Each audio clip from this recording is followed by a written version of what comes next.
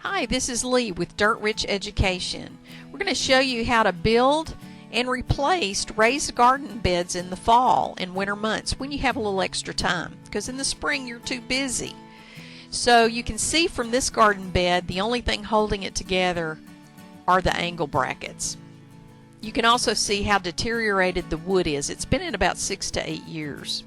The first step is to pull all the soil away from the old frame toward the center of the bed. This is a 4x6 bed, so you'll want to do that on all the sides, on all the edges. Once you do that, you'll have a defined area to put your new garden bed in without any trouble. You can also use a rake to help you rake that soil toward the center, but you want to get that as much as possible away. Then you're going to deconstruct the frame. Take off the angle brackets, unscrew all of the boards, and then pull those out.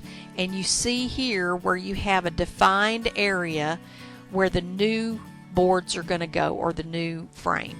So you want to pre-drill your holes. That makes this process go a lot faster. By pre-drilling, you'll be able to drill into the new boards a lot faster. As you're doing that, you want to make sure that they're at a perfect 45-degree angle, because you want this to match the area that you were putting in before. Then you're going to put angle brackets on these.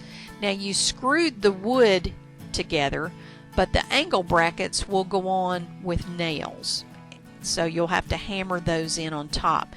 These are a key because they will hold these together, and these beds should hold up for 6 to 8 years with regular wood. And of course, cedar wood would last even longer.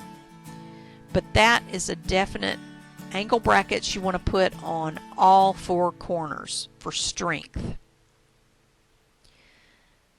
After you complete that, you'll see that it's the exact size of your garden. And look at all those earthworms. That's some healthy soil right there.